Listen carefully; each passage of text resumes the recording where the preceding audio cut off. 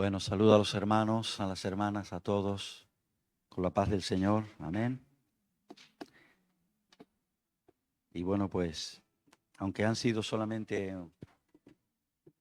ni siquiera una semana, 6 días, ¿no? De domingo hasta ayer, he tenido la sensación de que he estado una eternidad fuera. Amén. Bueno, llegamos el domingo allá a un relato breve de cómo fue. Al Algarve de Portugal, estuvimos en la iglesia de una ciudad que se llama Albufeira. Es una iglesia que, pues, que tiene bastante solera, bastante peso en lo que es todo el Algarve de Portugal. Una iglesia que tiene mucho testimonio y testimonio del Espíritu, un testimonio muy bueno. Y bueno, me alegró mucho poder recibir a los hermanos y que ellos me recibieran a mí, poder verlos, estar con ellos. Esto está demasiado alto, le sobra potencia, un montón. Si hay alguien sordo que se ven aquí más adelante, si todos oyen bien, más bajito, por favor. Aleluya. Los músicos casi siempre están sordos y les gusta que esté muy alto todo. Pero yo le doy gracias a Dios que tenemos unos músicos maravillosos que tienen el oído muy sano y hacen las cosas muy suaves. Amén. Y estoy muy feliz de verdad. Cuando voy a otras iglesias donde tienes que ir huyendo y buscando un rincón, no sé, es molesto, se hace de verdad molesto. Así que es mejor así ahora, un poquito más suave. Amén. Amén. Aleluya. Gloria al Señor. Bueno, pues allí compartimos la primera reunión. Fue muy especial. El Señor me dio una palabra. La verdad que yo no llevaba un programa de palabras, pero Dios me había dicho que era un viaje de propósito. Y en todo momento fue un viaje de propósito. El siguiente día, el lunes, tuvimos una reunión en una ciudad que se llama Portimao. Allí y fue más de lo mismo. Palabras muy concretas que tenían mucho que ver con la situación de las iglesias en las que estuvimos, ¿no? Y así sucesivamente hasta que llegó el viernes, y el viernes por la mañana me llevaron a Lisboa. Habían preparado una reunión con las iglesias de aquella zona que ellos tienen allá, y era una reunión para los pastores. Y bueno, gracias a Dios el Señor me dio una palabra que la compartí con ellos y fue, la verdad, de una gran bendición. Luego por la tarde tuvimos otra reunión y bueno, así concluíamos nuestro periplo, ¿verdad?, en Portugal. Pero los hermanos deseando que volvamos, que vuelva, y fueron, la verdad, enriquecidos.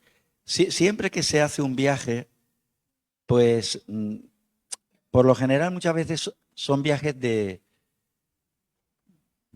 pueden tener diferentes connotaciones, ¿no? Expansionamiento, relax, descontraírte un poco, dejar un poco cambiar el aire. Pero el viaje de los cristianos tiene que tener el matiz del Espíritu Santo siempre. Cuando nosotros viajamos, si viajamos en su nombre, para su gloria, pues entonces encontramos todo lo otro que necesitamos, porque Él es rico para darnos mucho más de aquello que nosotros somos capaces a veces de pedir. Amén.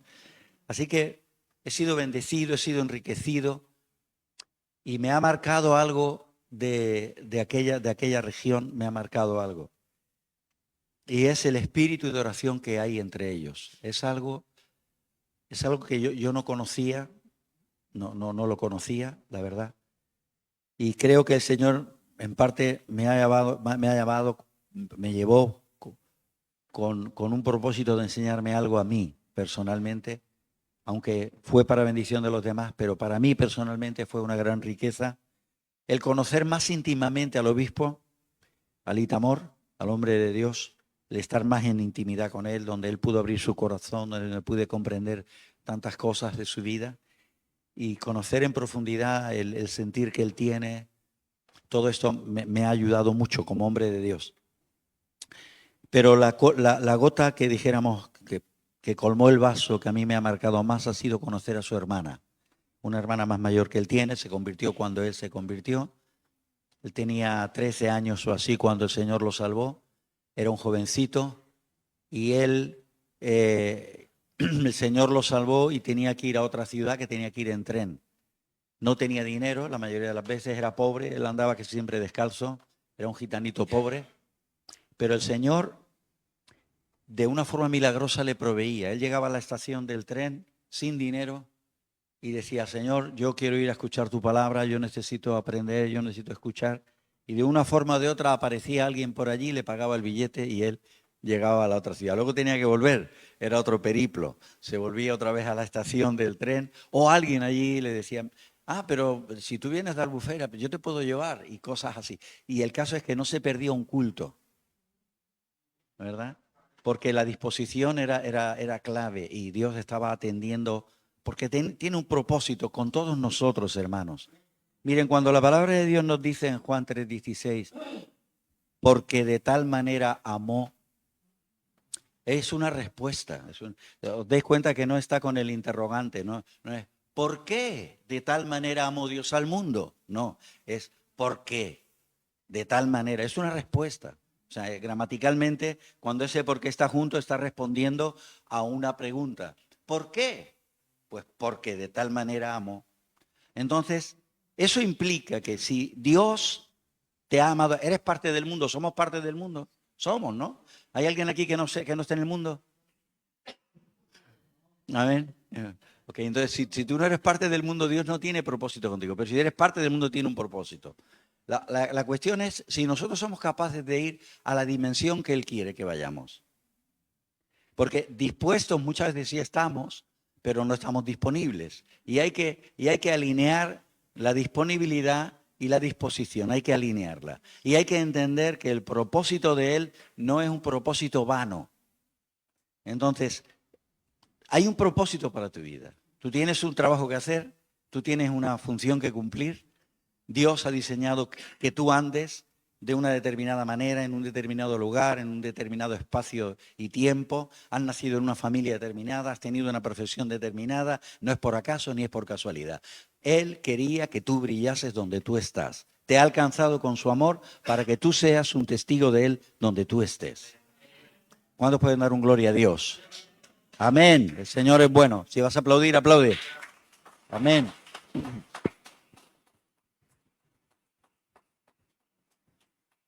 Entonces, allí la iglesia nace a partir de un hombre que era un hombre bastante malo, pero un día alguien le predica el Evangelio y el Señor cambia su corazón de una forma tan radical, tan tremenda, tan impresionante, que él ve la realidad de Dios, la ve tan tangible, la ve tan tangible que provoca un avivamiento.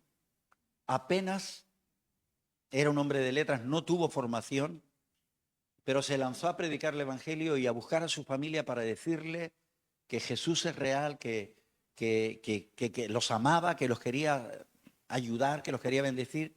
Entonces este hombre, que le llamaban Rui, este hombre llegó a las aldeas, a los lugares donde habían asentamientos gitanos, gente que vivía debajo de un plástico, en un piñal, que vivía en un bosque. Él llegaba allí y les hablaba del amor de Dios y oraba por los enfermos y el Señor sanaba a los enfermos. Entonces, en esa se convierte Litamor, que ustedes conocen, que es el pastor que estuvo estos días atrás con nosotros aquí. Y no solo se convierte él, sino que se convierte parte de su familia. Se convierte su mamá, se convierte una hermana mayor, se convierte otros hermanos más mayores, se convierten al Señor, pero se convierten en ese ambiente de búsqueda de Dios, de oración, de ayuno. No era una cuestión de tener gran conocimiento, sino simplemente era un tema de traer a Dios. Muchas veces hablamos de Dios y no traemos a Dios. Pero este hombre era un hombre que en su falta de homilética, hermenéutica, teología y todo lo que queramos, no le faltaba, Dios no le faltaba. La presencia de Dios iba con él, era como un sello. Entonces él llegaba y predicaba simple, leía un texto simple y predicaba y había un impacto. De manera que se fueron abriendo iglesias, donde quiera que había un grupito, ahí se abría una iglesia, ahí se abría una iglesia. La gente era salvada porque Dios era mostrado. Entonces muchas veces nosotros no tenemos la capacidad, nos falta una pizca, vamos a decirlo. Yo me meto también, ¿no? Para mostrar a Dios. Hablamos de Dios, pero no lo mostramos. Y entonces el tema es este, que Cristo ha venido, se ha quedado, está, pero ¿lo vemos?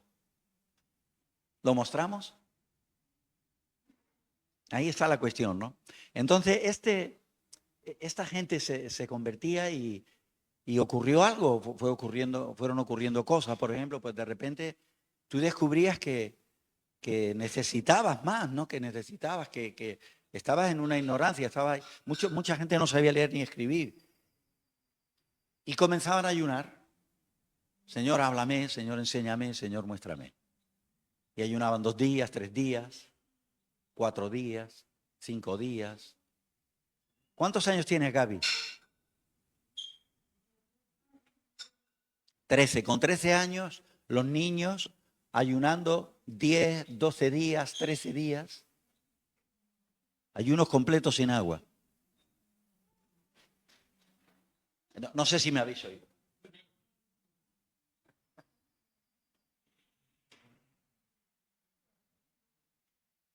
En cualquier momento, cualquier pastor lo encontraba en la iglesia y llevaba 15 días metido allí ayunando.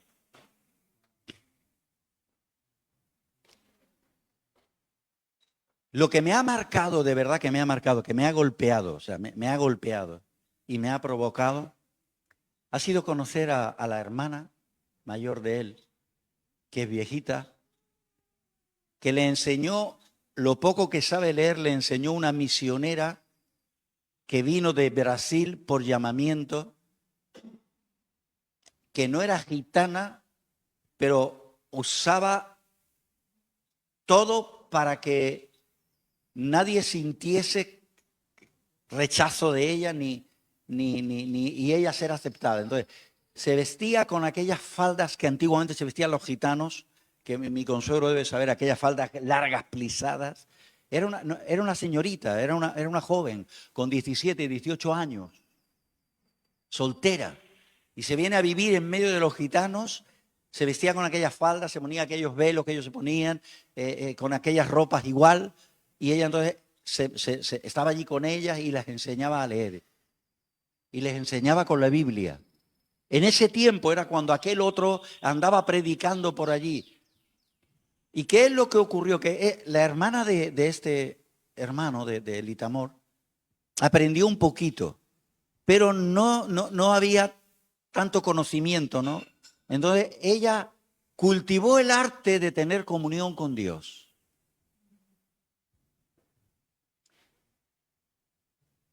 Y pasaba 4, 5, 6, 7, 8 horas orando, 10 horas, 12 horas, 14 horas, 24 horas. Llega un momento en el que cultiva la relación con el Espíritu Santo tanto y de tal manera que de una forma natural ella está leyendo cualquier cosita ahí y dice, Jesús, yo esto no lo entiendo en su normal, ¿no? Explícamelo. Y de repente el Señor venía y empezaba a explicarme. Y yo le decía, pero ¿y esto no? Tampoco lo entiendo. ¿Y esto? ¿Y esto? De una forma natural. De una forma natural. ¿Qué es lo que ocurre? Que luego ella se encontraba con el hermano, que ya con 15 años ya era predicador, acababa el Señor de salvarlo, y sin ninguna formación, pero ya se lanzó a predicar el Evangelio ahí con valentía. Y se encontraba con el hermano y le decía, mira, ¿sabes? ¿Has leído esto que dice aquí? Sí. Pues mira, eso quiere decir esto y esto y esto y esto y esto. Y se pegaba 4 horas explicándole el texto y él decía, ¿pero de dónde? Dice que Jesús me lo explicó. Su marido inconverso, gitano antiguo, machista, no, lo siguiente.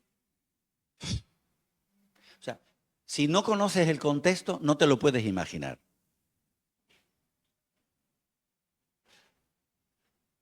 Entraba en ayuno. El marido le decía, pero mujer, que te estás quedando muy seca. Come. Y ella, estoy bien, estoy bien. Que comas, mujer. Una de las veces empezó a pegarle guantazos. ¡Pam, pam, pam, pam! Y ella dice, pero si estoy bien, ¿por qué me obligas a que coma si estoy bien? Y él, endemoniado, porque esa es otra palabra no hay, con las dos manos le pegaba. Ella bajita, él un tipo así. Una mole. Cuando él la dejaba allí, la dejaba, él le decía al Señor, Señor, me ha pegado mi marido, ¿no? Pero ¿por qué no me duele? Y le dice Jesús, yo estaba poniendo la mano para que los golpes de él no te alcanzaran a ti. Le pegó una paliza y no sintió nada. ¿Ustedes creen que Esteban sentía las piedras que le mandaban los fariseos y aquellos cuando lo mataron? Yo creo que el Espíritu Santo amortiguó todo. A los días le dice, pero mujer, si ahora estás más seca que estabas el otro día, ¿qué te pasa? Después descubrieron que estuvo 40 días en ayuno sin agua. O sea, Gigi Ávila habla de lo que él ha entendido que se llama el ayuno del Señor. O sea, hay ayunos que nosotros hacemos para consagrarnos, pero hay ayunos a los que Dios nos llama. Cuando Él te llama, Él te sustenta. Si ya hacer un ayuno, yo le hablo por mí. Para mí un ayuno de 3 días siempre ha sido una gran conquista. O sea, primer día, segundo día, tercer día, llegar a 3 días siempre ha sido una gran conquista. Imagínense, cuando ya pasas de ahí, de esos 3 días, ¿no? Y entras en el quinto, en el séptimo, en el que hace 10, 40 días. Y yo le dije, digo, quiero conocer a esa mujer. Me estaban contando sus hijos, cosas de cuando porque ella se ponía a contar, le decía, el ángel vino esta mañana y estuvimos juntos y fuimos a la plaza. Nadie lo veía y ella lo veía. Hermanos, cosas sorprendentes, cosas tremendas, que me han provocado. Se puede orar mucho más de lo que oramos. Se puede buscar mucho más de lo que buscamos. Pero allí hay una característica, Se considera cristiano el que no tiene tele.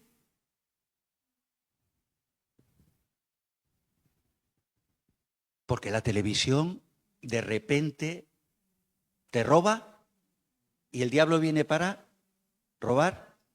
De repente es diabólica. No lo sé.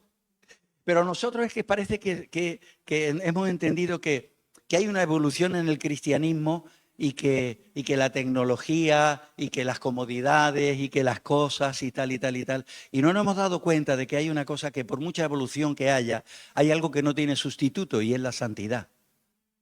Y todo lo que nos roba la santidad, deberíamos de darle un poco de pie, de ponerlo un poquito al lado. Porque nosotros, ¿qué es lo que queremos realmente? Nosotros estamos aquí porque lo amamos a Él. Lo amamos porque Él nos ha amado primero, hemos descubierto que Él es real. Pero ¿qué es lo que queremos? Yo quiero la salvación de las almas y usted también.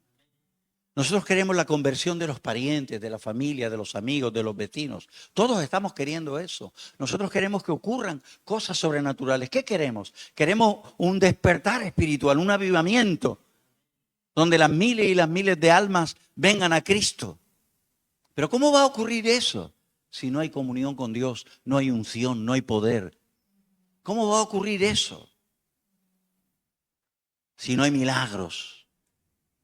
¿Cómo va a ocurrir eso? Ellos me contaban de cómo entraban dentro del campamento, y nada más entrar, iban a saludar a cualquier persona de las que estaban ahí en el campamento, que les saludaban, y al saludarle, solo darle la mano, caía al suelo la otra persona, con convulsiones. Y no es porque tenían ataques epilépticos y todos estaban enfermos, no. Es porque los demonios estaban ahí y ellos llevaban la unción con ellos y los demonios se manifestaban. ¿Qué fue lo que dijo el endemoniado en la sinagoga cuando Jesús entró en el Evangelio de Marcos, ¿no? Que dice que entra en la sinagoga de ellos y les enseña? ¿Qué fue lo que dijo el endemoniado? Sabemos quién eres. ¿Tú eres qué? ¿El predicador? ¿El hijo? El santo.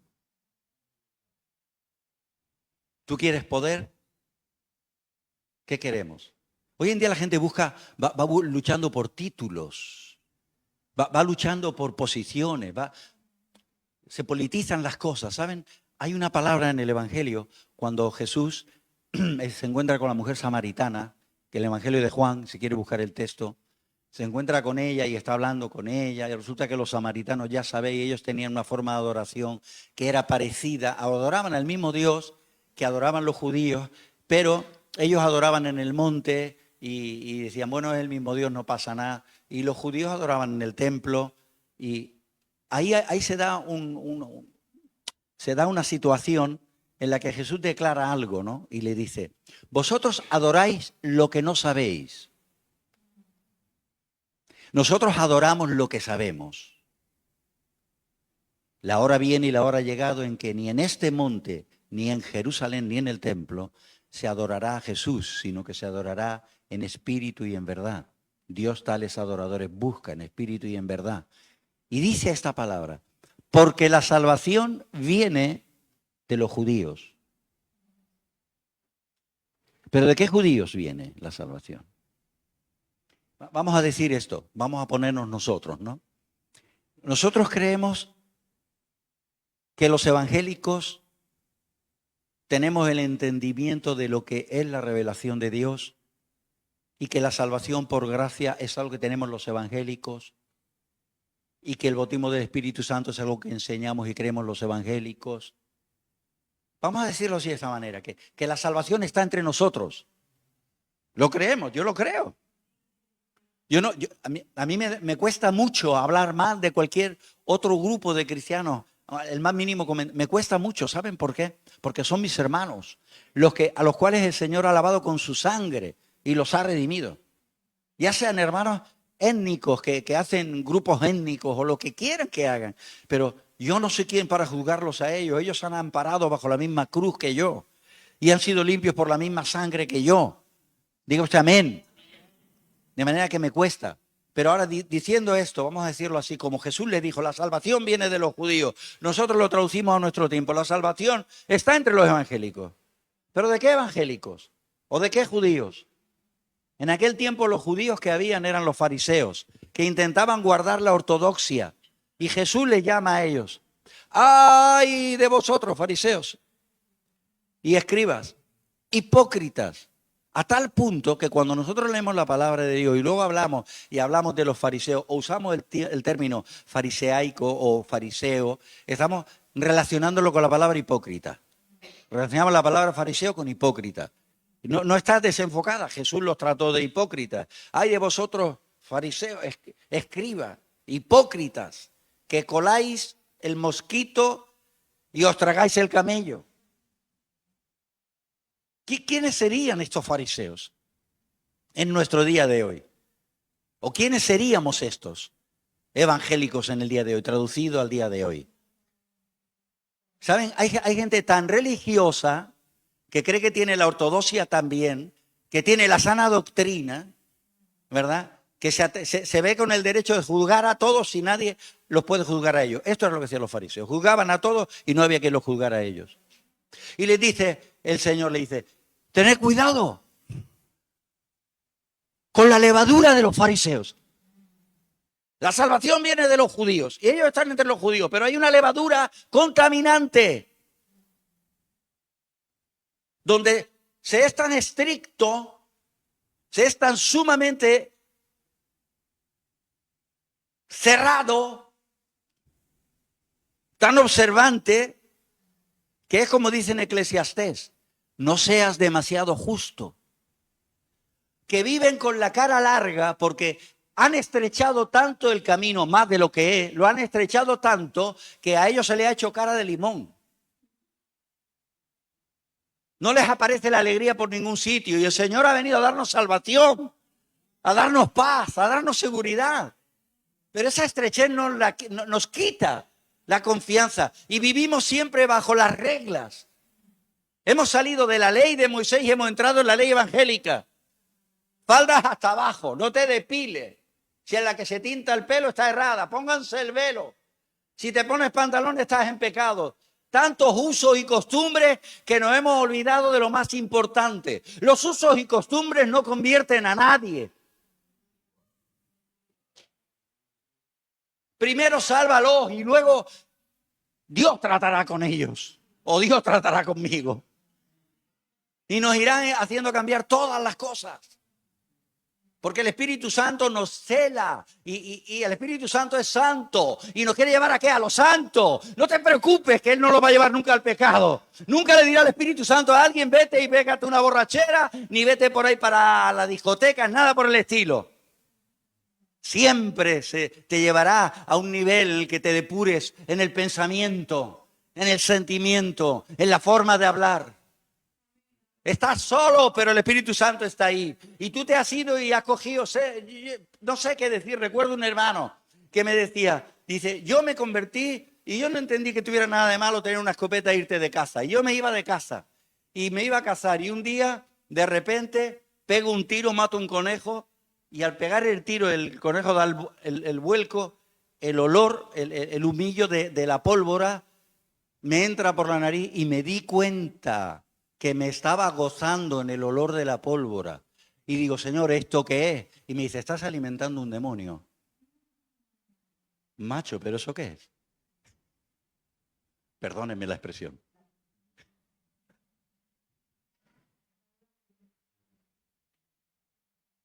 Había caza, se abría la veda, era domingo, me voy de casa. El Señor está en mi corazón, no pasa nada, el Señor viene conmigo a la casa. Jesús matando conejos, no me lo creo.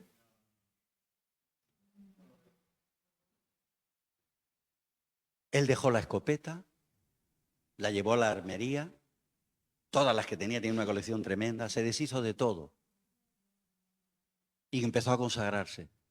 Después de un poquito tiempo, era un predicador en la cárcel. Entró en el propósito. Tuvo que venir alguien ahí diciéndole, oye, ¿qué tal? Que la escopeta... No, el Señor se encarga de hacerlo. ¿Sabe que yo he visto hermanas que me ha dado vergüenza?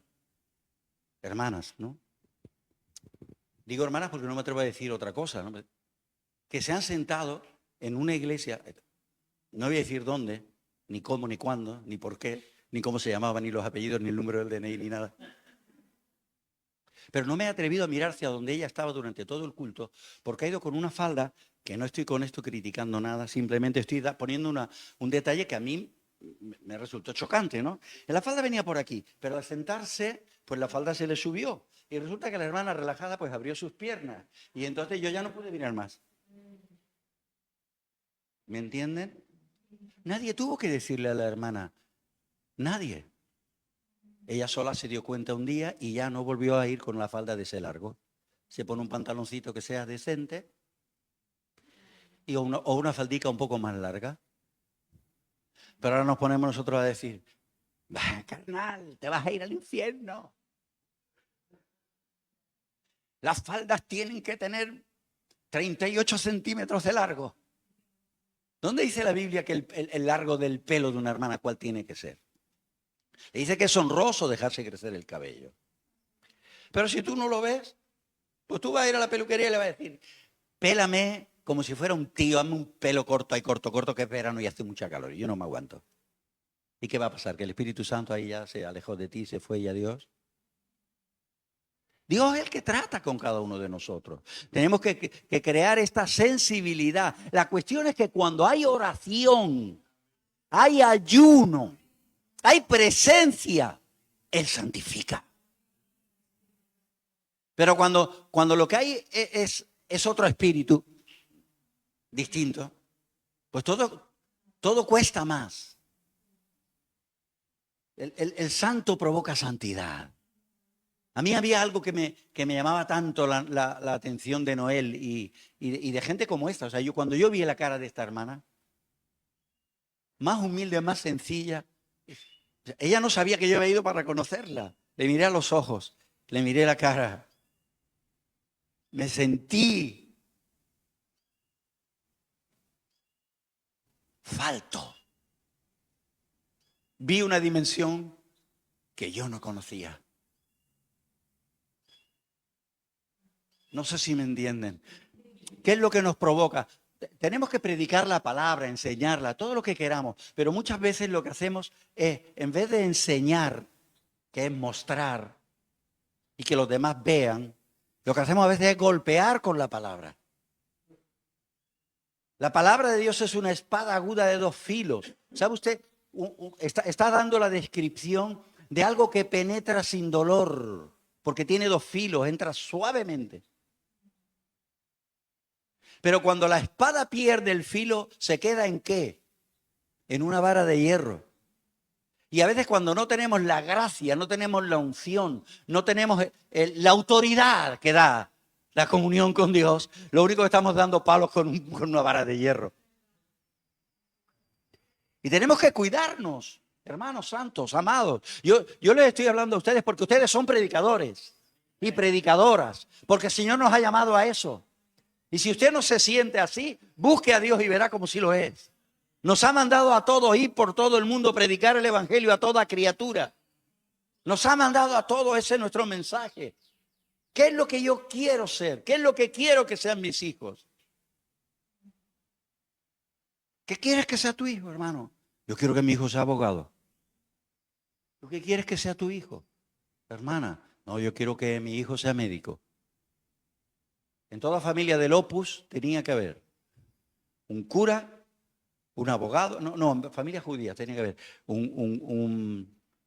¿cómo era? Pero era algo así, es como una escala de cosas de alto rango, no de alto ranking. Ahí es donde va. Ahora se me ha ido un poco. Si me acuerdo luego o lo digo con más detalle, ¿no? Bueno, le voy a decir una. ¿Estás sentado? Agárrate a la silla.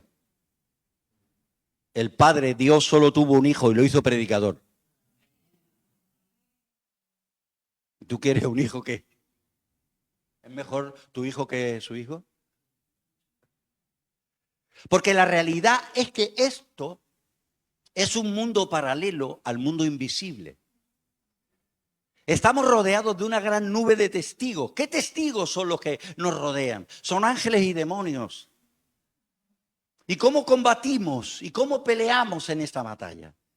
¿Cómo vivimos esta vida? ¿Vivimos bajo esta realidad? ¿O lo que vemos cuando alguien nos está hablando mal es, de repente, el hermano Gary dice una palabra y es una palabra ofensiva?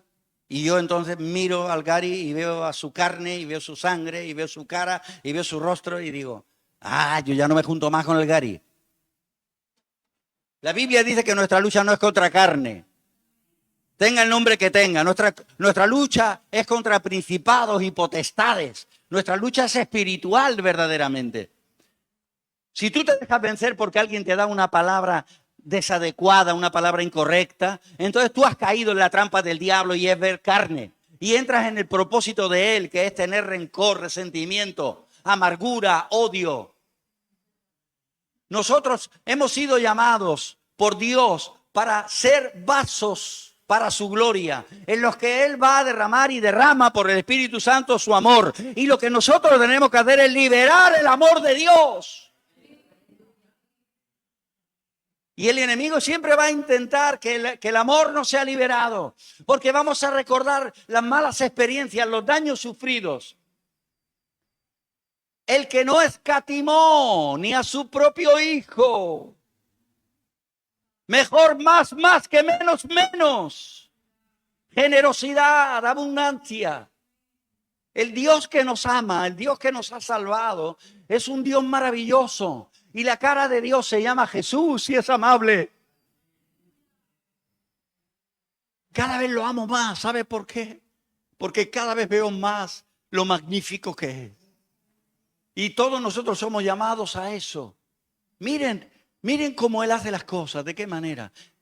Cuando más hundido estás, cuando peor estás, la palabra del profeta Isaías dice, he aquí mi siervo sobre el cual está mi espíritu, él andará por las calles y no andará voceando, como queriendo decir, no andará espantando, pero él hará una obra. ¿Cuál será su obra? Su obra es que no apagará el pábilo que humea. no quebrará la caña cascada. El hombre desciende de Jerusalén hacia Jericó. ¿Había algo ahí inadecuado? A ver, Jerusalén es prototipo y símbolo de la ciudad de Dios. Dice, ahí pondré, en Jerusalén pondré mi nombre, ahí estaré yo. O sea, esa parábola que Jesús enseña en el Evangelio de Lucas está dando unos símbolos y unas características que son importantes para nuestra vida, de las cuales nosotros tenemos que tomar la lección. Dice que el hombre descendía de Jerusalén a Jericó. Jericó era tipo de la ciudad del pecado. Fijaros que solo se salvó una persona cuando Josué llegó para conquistarla. Jericó era una ciudad cerrada, bien cerrada, pero se salvó una persona solo. ¿Quién se salvó? ¿No fue el sacerdote? ¿No fue el monaguillo? ¿Quién se salvó? La ramera. Solo una persona. ¿El resto cómo eran? Ay, ay, ay. Uy, uy, uy. Él desciende y cuando desciende cae en manos de ladrones. Y los ladrones le roban, le pegan y lo dejan por muerto.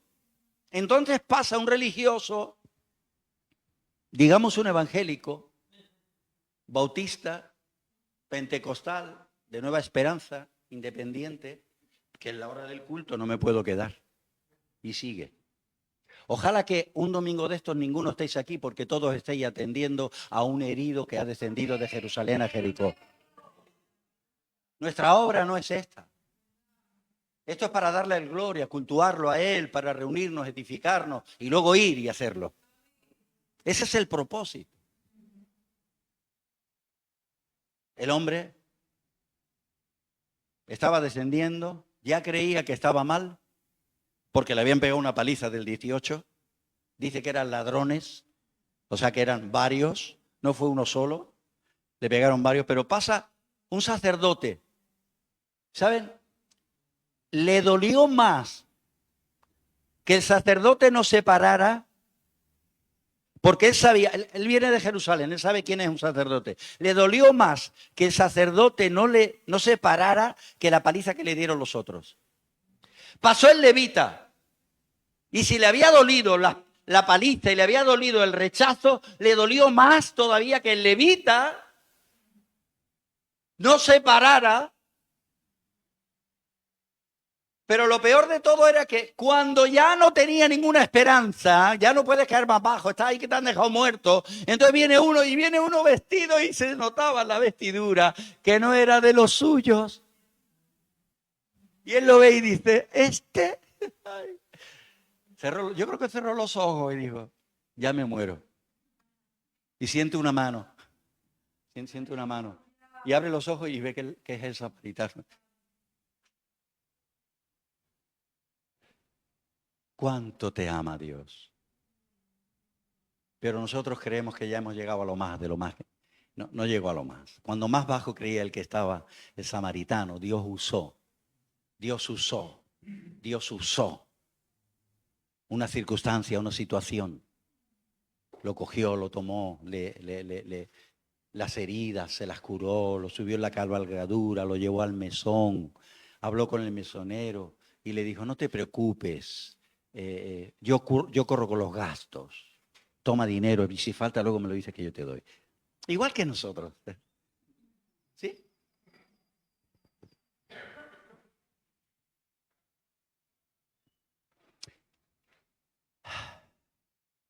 Eso vale dinero.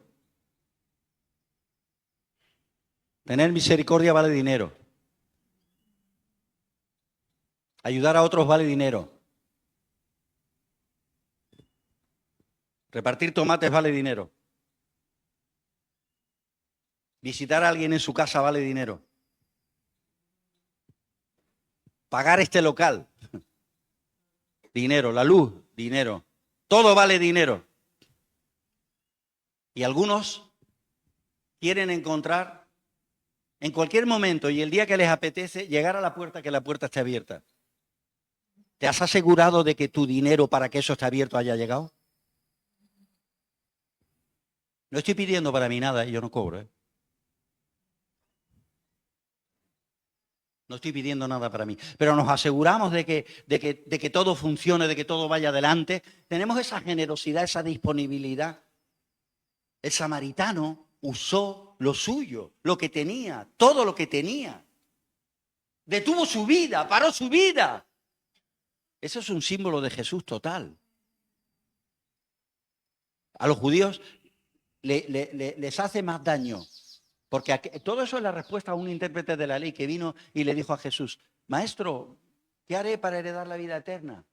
Y le dice: bueno, amarás a Dios y amarás a tu prójimo. Y aquel viene y le dice: ¿y cuál es mi prójimo? Es la respuesta a un judío. Y al judío le da esta respuesta: el que hizo lo que tenía que hacer no era un judío como tú. La salvación viene de los judíos. Claro que viene de los judíos. ¿Pero de qué judíos?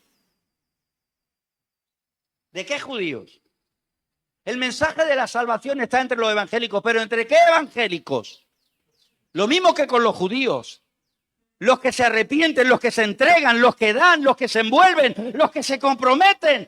Esos son los que realmente Dios usa.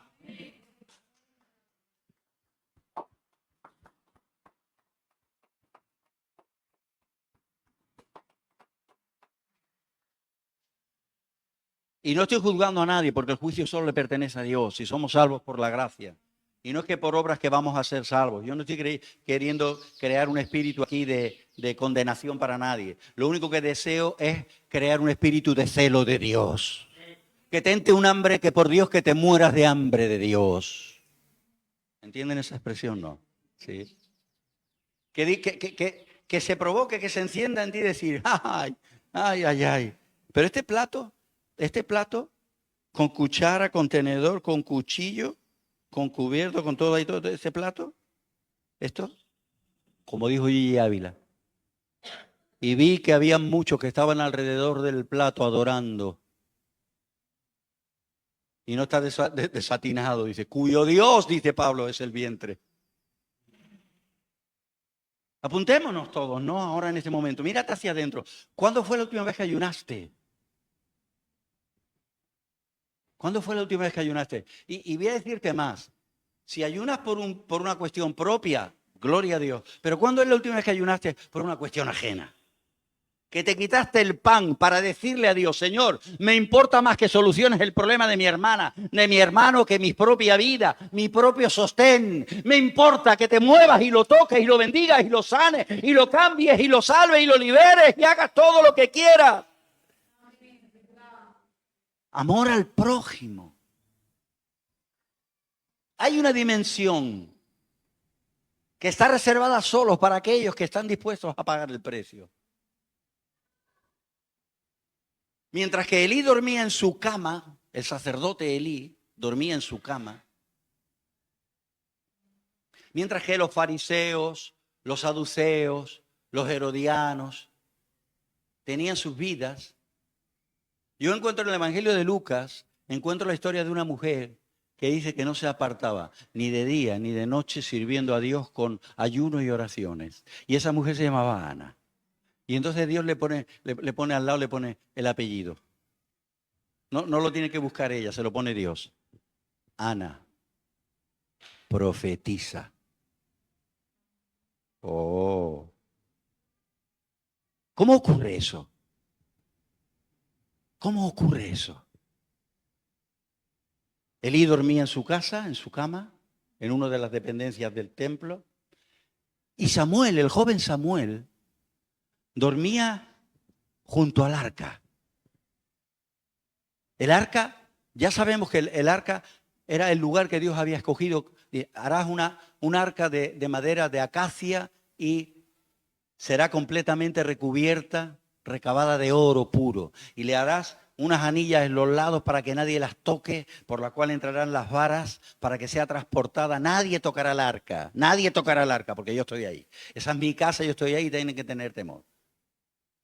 ¿Será que cuando aquel joven, ¿verdad? Estaban transportando el arca, ¿no? Y el arca se tambaleó porque la estaban transportando en un carro, ¿no? En una carrocería, pero era un carro para llevar el arca de la casa de los filisteos a traerla a Israel de regreso. Cuando se tambaleó, aquel puso la mano, tocó el arca y murió en el acto. ¿Saben por qué murió? Porque estaban llevando el arca de una manera que nunca había Dios dicho. O sea, Él lo había dejado tan claro, tan claro, tan claro. Todos sabían, y aquel era uno de los que eran hijos de los sacerdotes, él había sido instruido desde niño. Igual. El arca no se toca. El arca se le mete en las varas y la tienen que llevar los sacerdotes. Tiene que ser llevada. La gloria de Dios tiene que ser llevada. El arca ahí, Dios ahí y vosotros sirviendo a Dios. No se toca para que el temor de Dios estuviera en el pueblo. Bueno, pues yo creo que Samuel, cuando dormía allí junto al arca, él se preocupaba de no tocarla, pero estar lo más cerca que pudiera. Y este Dios glorioso, este Dios santo, este Dios poderoso, magnífico, que hace justicia, está en el arca. Y yo voy a imaginar por un momento que Dios determina, voy a salir del arca y voy a darme una vuelta. Levanta la tapa del arca y cuando saca la cabeza lo primero que ve, ¿a quién es? A Samuel. Wow. Si nosotros habitamos en su presencia, cuando Él asoma la cabeza, lo primero que va a ver va a ser tu cara. Y no va a pasar de largo, es para ti. Él no deja en el muladar al caído. Él no deja, ¿verdad? No va a quebrar la caña cascada. Para nosotros no vale una caña. Una caña cuando se ha roto, la gente que ha trabajado en la agricultura sabe, cuando una caña está cascada ya no vale. Se tira la caña y se coge otra que es buena, que va a aguantar. Pero Él coge las cañas cascadas y las pone derechas. ¿Sabéis lo que es una caña cascada, verdad? No vale una caña que se ha quebrado. El pábilo que humea, ¿qué es? Ya no hay llama, es solo humo. Va a encenderlo. ¿Cuánto crees que has llegado a caer? ¿Cuánto creemos que hemos llegado a caer? ¿De dónde me sacó el Señor? Me sacó, como dice el salmista, del lodo cenagoso. Me sacó del barro y me puso los pies sobre peña. Ese es el Dios al que amamos, al Dios al que servimos. Y nosotros tenemos que estar con todas las habilidades, dones y características espirituales para poder combatir la batalla y ayudar a otros a salir adelante. Tenemos que estar dispuestos a ser no capitanes o generales, sino compañeros, escuderos, servidores los unos de los otros, alentadores, animadores los unos de los otros. Eso es a lo que Dios nos ha llamado. ¿Y dónde están todas esas características que tiene el hombre de Dios, que está ungido, que tiene buen testimonio, que está lleno del poder de Dios, que los dones operan a través de él? ¿Dónde está ese hombre? Ese hombre habita en la presencia de Dios. Esa mujer habita en la presencia de Dios. Y si no lo tiene, sigue en la presencia de Dios hasta que llegue, hasta que llegue, hasta que llegue. Señor, date una vuelta y mira a ver dónde estoy. Estoy en tu presencia. Heme aquí, envíame a mí. Wow. Hay otra dimensión. Salmo 137. ¿Qué hora es? Por favor, alguien que me diga la hora.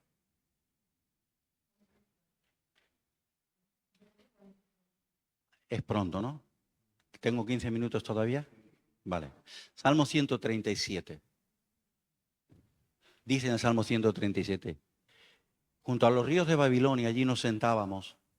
Allí nos sentábamos y aún llorábamos, acordándonos de Sión. Y continúa diciendo, y sobre los sauces en medio de ella colgamos nuestras arpas. Colgábamos las arpas allí. ¿Quiénes eran estos que colgaban las arpas? El Señor le dio a David, le dio una revelación. David tocaba el arpa con su mano y hasta sin cantar, con el arpa tocando con su mano, el demonio que había en el rey Saúl se marchaba. Había una unción, él había descubierto el poder de la adoración y de la alabanza. El poder de la adoración y de la alabanza. Hermanos, aquí hay hermanos que pueden dar testimonio de ello. Tenemos a Daniel y su esposa, mi consuegro Pavel, que Dios lo bendiga, Samuel. Ellos pueden dar testimonio del tiempo de la persecución cuando Ceausescu en Rumanía perseguía. ¿Saben por qué la iglesia en Rumanía no tocan las palmas? Yo se lo voy a decir. Porque no podían tocar las palmas, porque si no los escuchaban y los metían en la cárcel. Un día volvió mi consuegro, ¿verdad?, del trabajo, y cuando llega a su casa, su mujer no está. Y se descubre que hay otro por allí que tampoco está su mujer, y el otro y el otro. ¿Y dónde está tu mujer? Que están en la cárcel. ¿Por qué? Porque estaban orando y llegó la policía y se los llevó. ¿Qué ocurrió cuando murió Ceausescu?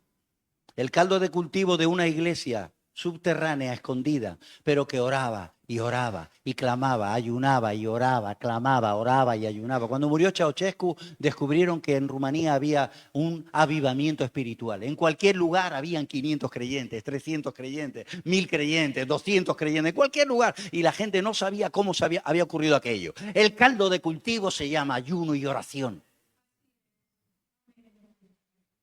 Él descubrió el poder. Y cuando viene Saúl, él llega a llevarle a sus hermanos la fiambrera, ¿no? Como suele decir, va a llevarle la fiambrera a sus hermanos allí, que está allí Goliat desafiando a los ejércitos de Jehová. Y él llega y le lleva a los hermanos que eran más mayores y que estaban allí. Él era el pequeñito de la familia. Le lleva la fiambrera y escucha allí que sale Goliat y dice, ¿será que habrá alguien entre...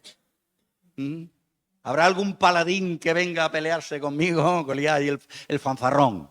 El diablo es un fanfarrón. Pero con una piedra se le acaba el rollo. Diga usted amén. Lo que pasa es que tenemos que ser...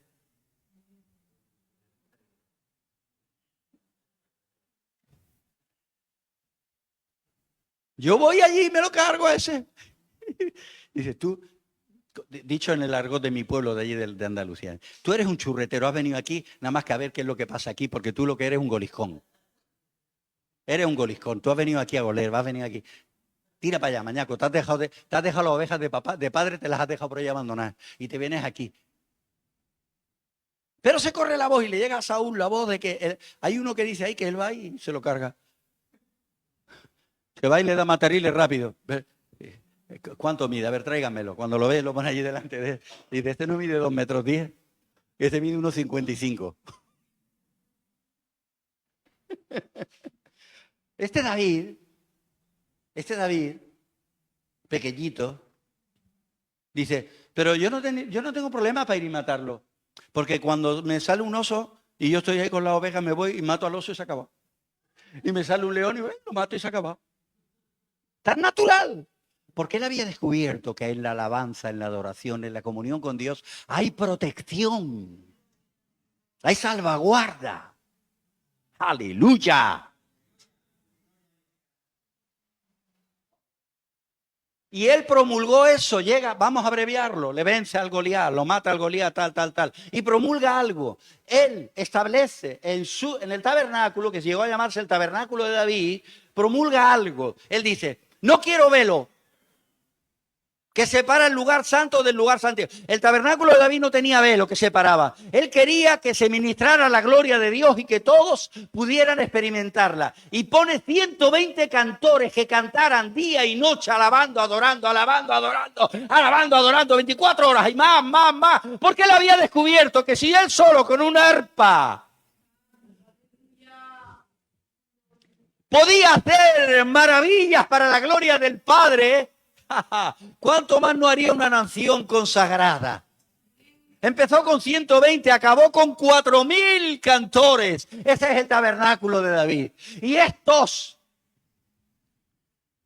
que fueron llevados y que fueron deportados y que estaban cautivos allí, no se enteraban de nada. Vivían en medio de la gloria, pero no conocían al Dios de la gloria. Hay gente que siente la presencia, pero no conoce al Dios de la presencia. Hay gente que vive bajo la protección porque otros están orando y ayunando. Y en el momento en que lo sacas del lugar y lo sacas del tabernáculo, dices, se acabó lo que se daba. Pero no se acordaban que David no mató a Goliat al lado del tabernáculo. No lo mató allí en el tabernáculo ni en el arca, donde estaba el arca. Él lo mató en el valle, él bajó al valle y él fue a conquistar. El que tenga oídos para oír, oiga. No sé si somos capaces de ir reciclando esto. El que tenga oídos para oír, oiga. Reciclen, por favor. Dios te está tocando, te está llamando esto para que salgas cambiado y que todo cambie. Esto no es una predicación para que ustedes consuman palabra de Dios. Esto es algo para que nuestras vidas cambien, seamos realmente activados y vengamos a ser, si somos soldaditos de plomo, guerreros de Dios. Si te da miedo ser un guerrero, entonces búscate otra iglesia. El único propósito que tengo es que ustedes lleguen a ser discípulos, como yo. Ojalá esta iglesia nunca llegue a ser moderna, pero siempre sea santa. Que se nos olvide cuál es el color negro para pintar las paredes, pero que tengamos buenas bombillas que den buena luz. Que Dios nos ayude, el que tenga oídos para oír, oiga. Son llevados allí y lloraban. No estamos en Sion. Como nuestra iglesia allí. Me voy a tomar la libertad. En Maturín. No hay nada. La iglesia en España no. Como mi iglesia en Colombia. Como. Hay gente, ¿sabe? Que está triste y llora aquí pensando en Latinoamérica. Y otros pensando en Rumanía. Pero como en Rumanía no. Salmales. Cultos de 3 horas. Por la mañana y por la tarde. No hay nada como eso. Mira, déjame que te diga. Junto a los ríos de Babilonia ellos lloraban. Porque estaban cautivos. Junto a los ríos de Babilonia, Ezequiel capítulo 1, versículo 1, en el río Quebar estaba Ezequiel. Y él allí, fuera, lejos, descubrió que Dios, el creador, es Dios de toda la tierra. Y que Él está esperando gente que lo busque, donde sea, donde quiera que sea. Y tuvo una visión impresionante. Ezequiel descubre, se le abren los cielos y empieza a tener visiones del cielo. Y aparecen serafines con 6 alas. Y diría, ¿esto qué es? Y se movían hacia adelante y nunca se retrocedían, ni se giraban ni a izquierda ni a derecha. Y tenían 4 caras. Recibe la revelación del Evangelio. Estando cautivo en Babilonia, recibe la revelación de lo que ha de venir. ¿Crees que ha recibido todo? No, hay una dimensión desconocida a la que tenemos que alcanzar. Y no tengas miedo porque es santa. Hay más. Hay más. Hay más.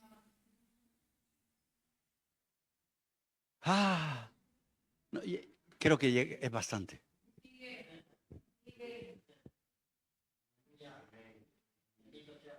¿Sabe el espíritu que produce cuando somos religiosos? Lo que tenía esta gente del Salmo 137. Los sacas del lugar y les entra la tristeza. Y cuando le entra la tristeza, un espíritu de amargura se apodera de la gente, de las personas. Y entonces, ¿qué es lo que ocurre? Dice, vive soñando con Sión. Y vive en amargura donde está y no disfruta. Y pasa por alto toda la gloria que hay en el lugar en el que vive. Me encanta el clima del Algarve. Me encanta el clima de aquí del Levante. Pero me encanta el clima del País Vasco. Y me encanta el clima de Portugal en el norte, en Amarante, donde pasamos varios meses allí y no vimos que se derritiera el hielo en el lugar que estábamos porque fue uno de los inviernos más fríos que hemos vivido en la vida. Pero saben, allí nosotros predicábamos el evangelio en la calle y la gente hacía como los peces que a veces tiras, ¿verdad? Unas motitas ahí en el agua y sacan los peces de la boquita. Las almas clamaban por Dios. Predicábamos el evangelio donde en el frío y la gente se convertía, en el calor y la gente se convertía. Dios quiere salvar en todo lado. Y tenemos que entender cuál es el propósito y envolvernos en Él, alinearnos con Él. Es maravilloso. No vamos a extendernos más. Los niños se cansan, las profesoras reclaman. Con la ayuda de Dios continuaremos. Creo que nos tenemos que quedar con esto. ¿Has llegado donde tenías que llegar?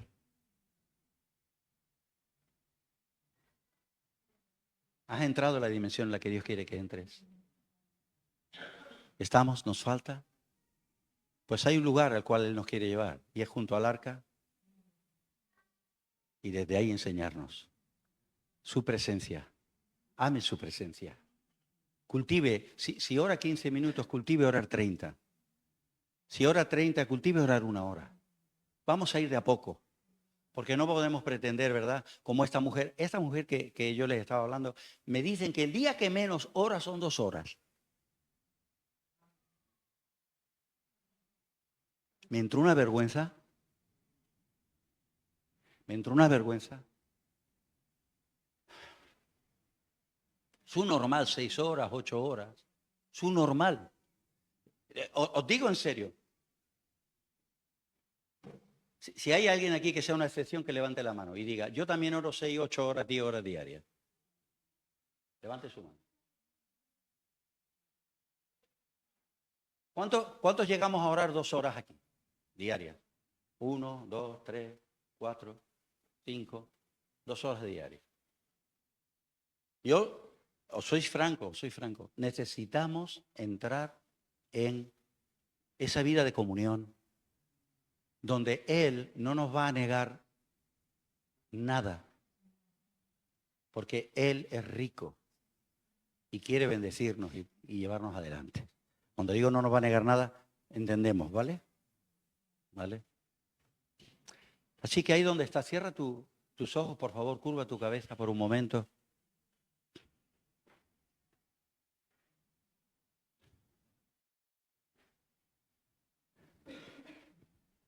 Creo que Dios nos provoca a buscarlo. Dios nos provoca a buscarlo más, a tener más intimidad. Dios nos provoca a entregarnos, nos provoca a ser de Él, de verdad.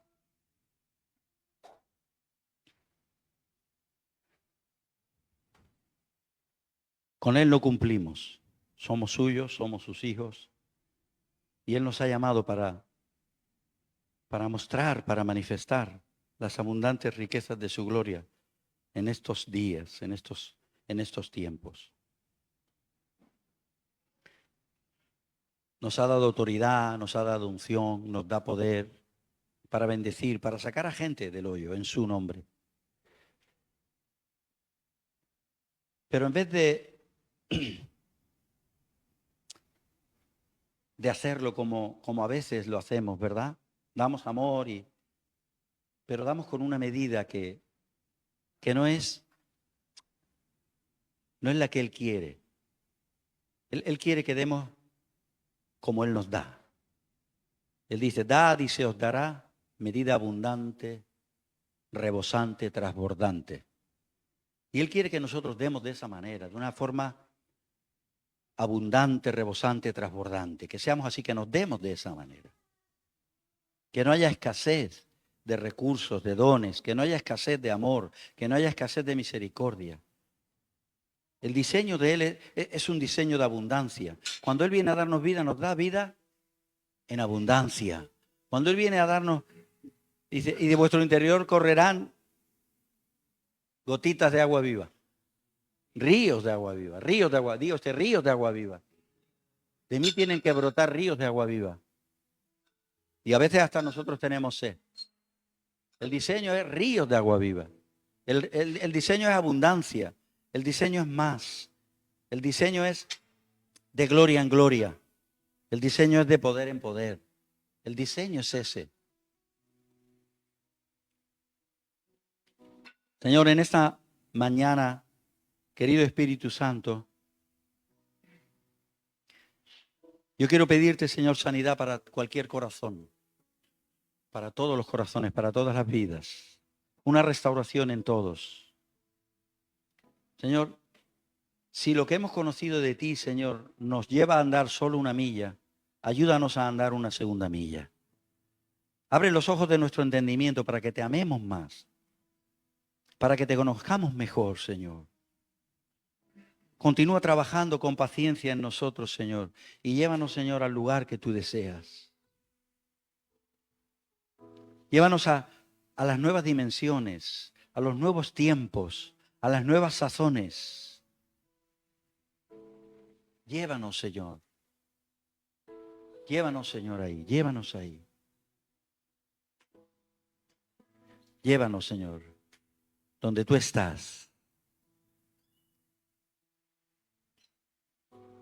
Sabemos que cuando pareciera que está todo más caído, tú extiendes la mano y nos sacas del hoyo.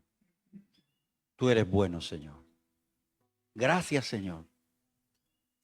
Gracias, Señor, por estar atento. Gracias, Señor, por socorrer nuestras vidas, por limpiarnos con tu sangre, por darnos tu paz, pero danos siempre hambre de ti,